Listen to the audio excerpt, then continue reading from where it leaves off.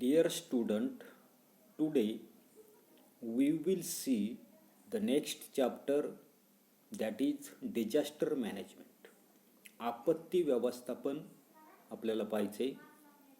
पहा की various news item about disaster, म्हणजे आपत्तीच्या संदर्भातील विविध अशा प्रकारच्या असणाऱ्या काही बातम्या ज्या आहेत तर त्या बातम्या आपल्याला या ठिकाणी न्यूजपेपर ज्या आहेत तर त्या न्यूजपेपरमध्ये त्या ठिकाणी दिलेल्या. पहिलं त्या ठिकाणी आपल्याला दिसतंय की ट्रक अपघातामध्ये तिघांचा त्या ठिकाणी मृत्यू. त्याच्यानंतर पुढची न्यूज आपल्याला दिसते की महाड ब्रिज कॉलॅप्सेस. मागे आपण त्या ठिकाणी पेपरला ऐकलं असेल की कोकणामध्ये असताना जो काही महाडचा असताना जो काही ब्रिज जो आहे तर त्या ब्रिज त्या ठिकाणी कोसळल्यामुळं त्या ठिकाणी एस टी जी आहे तर ती एस टी काय झालेली तर त्या ठिकाणी नदीमध्ये त्या ठिकाणी बुडालेली. त्याच्यानंतर पुढची न्यूज आपल्याला या ठिकाणी दिलेली आहे की सुनामी स्मॅशेस आशिया. त्याच्यानंतर 2611 phone trails points to the local lakes. पुढची बातमी आपल्याला त्या ठिकाणी दिसते की शास्त्राच्या धाकानं मेलमधील असणारे जे काही प्रवासी जे आहेत तर त्या प्रवाशांना त्या ठिकाणी लुटलेले. जे असणारे जे काही ट्रेन जे आहे तर त्या ट्रेनमधले असणारे जे काही प्रवासी जे आहेत तर त्या प्रवाशांना त्या ठिकाणी लुटण्यात आलेले. त्याच्यानंतर पुढे आपल्याला दिलेले पहा ऑब्झर्वर त्या ठिकाणी न्यूजपेपर आहे. Nepal quakes kill over 1000 and spread terror on the ever. त्याच्यानंतरचा पुढचा असणारा जो काही न्यूज जे आहे तर ती न्यूज आपल्याला दिलेली पहा काय न्यूज आहे की वरदा वादळाचे चेन्नईमध्ये थैमान. मागे आपण त्या ठिकाणी पाहिले की त्या ठिकाणी जोरदार अशा प्रकारचा असणारा जो काही पाऊस जो आहे तर तो पाऊस त्या ठिकाणी असणार जे काही वरदा वादळ जे आहे तर त्या वरदा वादळ त्या ठिकाणी आलेले, ज्याच्यामुळे आपत्ती जी आहे तर ती आपत्ती त्या ठिकाणी आली. म्हणजे सर्वसाधारणपणे विविध अशा प्रकारच्या असणाऱ्या ज्या काही आपत्ती ज्या आहेत तर त्या आपत्ती संदर्भाच्या असणाऱ्या ज्या काही बातम्या ज्या आहेत तर त्या बातम्या आपण त्या ठिकाणी न्यूजपेपरमध्ये त्या ठिकाणी आपण काय करताना दिसतो, वाचताना त्या ठिकाणी दिसतो. पुढे कॅन यू टेल, तुम्ही सांगू शकाल काय. काय सांगितलेले first question, is it possible to prevent the loss of the life caused by the lightning. म्हणजे लायटनिंग म्हणजे वीज पडून आकाशामधून पडणारी वीज, तर वीज पडून होणारी जी काही जीवितहानी जी आहे तर ती जीवितहानी त्या ठिकाणी टाळता येते का. काय सांगता येईल, loss of life cannot be prevented if it is caused by the lightning. म्हणजे वीज जी आहे तर ती वीज जर त्या ठिकाणी जर पडली तर जीवितहानी जी आहे तर ती जीवितहानी आपण त्या ठिकाणी टाळू त्या ठिकाणी शकत नाही. But if there is the thunderstorm with lightning one must be careful. परंतु त्या ठिकाणी असणारे जे काही आकाश जे आहे तर त्या आकाशामध्ये जर त्या ठिकाणी विजा ज्या आहेत तर त्या विजा जर त्या ठिकाणी चमकत जर असतील तर अशा वेळेला सावधगिरी जी आहे तर ती सावधगिरी त्या ठिकाणी बाळगली पाहिजे. He or she should not leave houses, take shelter with due precaution. म्हणजे अशा प्रकारचं त्या ठिकाणी आकाश जे आहे तर त्या आकाशामध्ये जर त्या ठिकाणी जर वीज जर त्या ठिकाणी चमकत जर असेल तर तो किंवा ती आपलं असणारं जे काही घर जे आहे तर ते घर त्या ठिकाणी सोडू नये. किंवा बाहेर जर आपण त्या ठिकाणी जर असाल तर योग्य अशा प्रकारचा असणारा जो काही निवारा जो आहे तर त्या निवाऱ्याची निवड जी आहे तर ती निवड त्या ठिकाणी करायची. सेकंड क्वेश्चन आपल्याला दिलेले पहा की what should be done to prevent the bunds on a farm from getting washed away in the rainy season.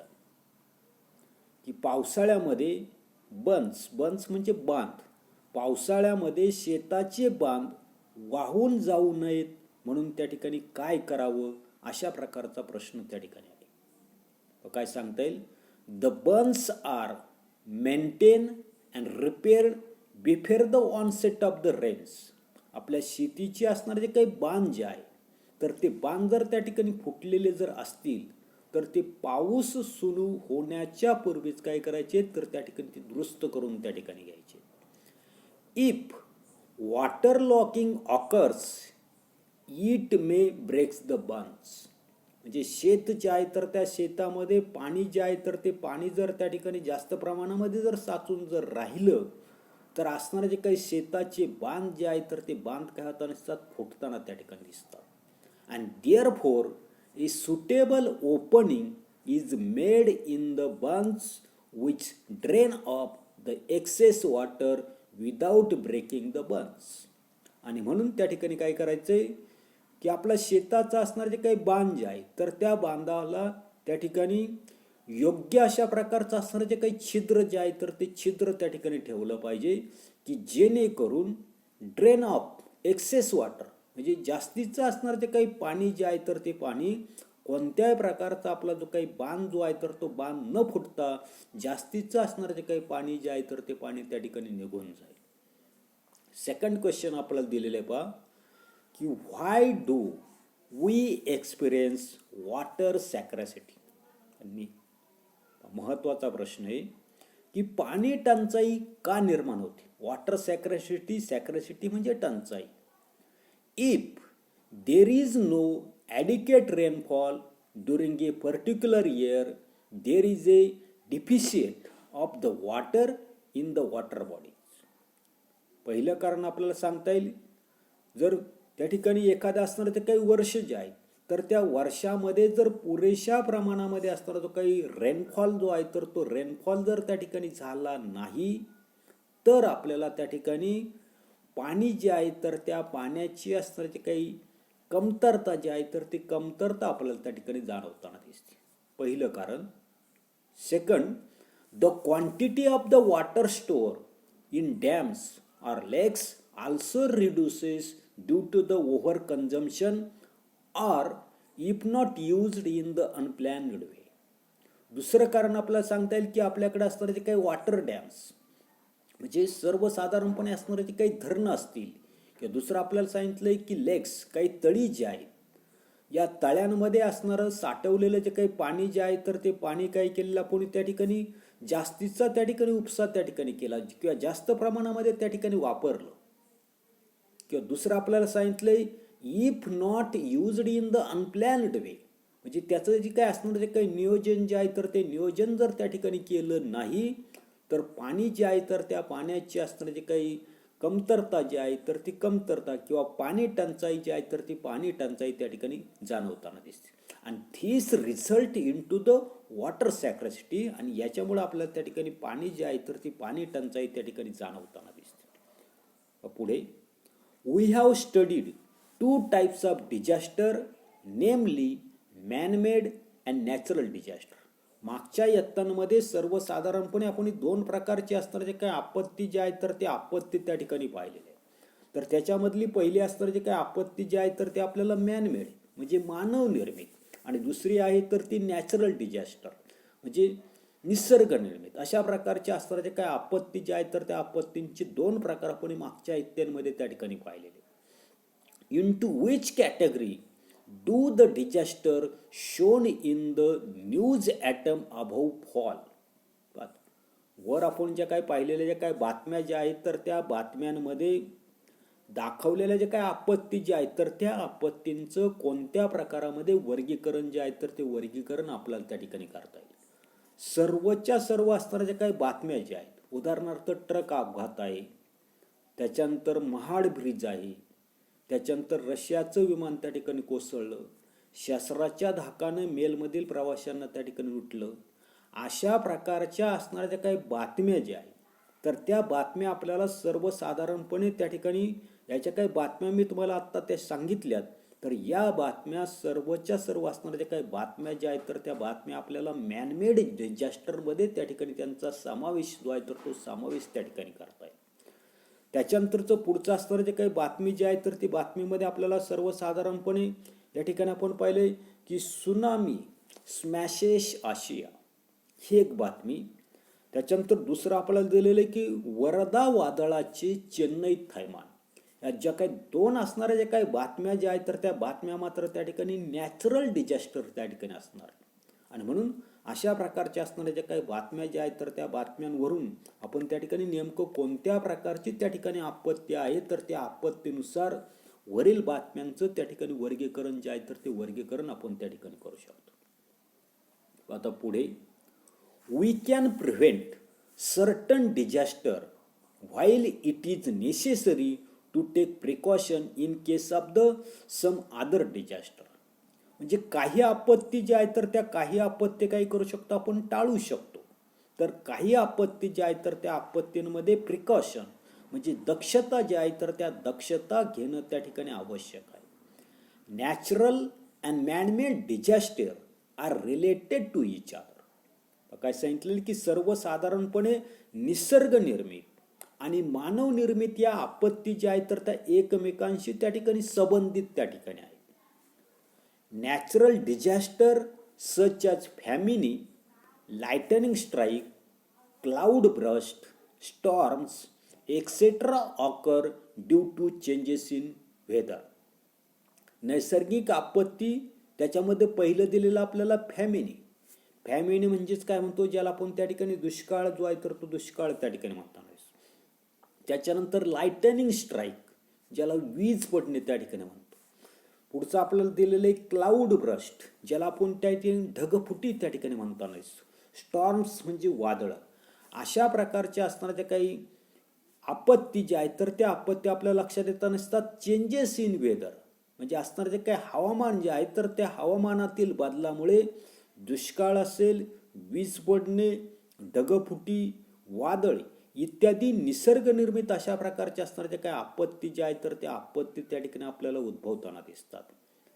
There is possibility of loss of life and damage to the property in such natural calamity.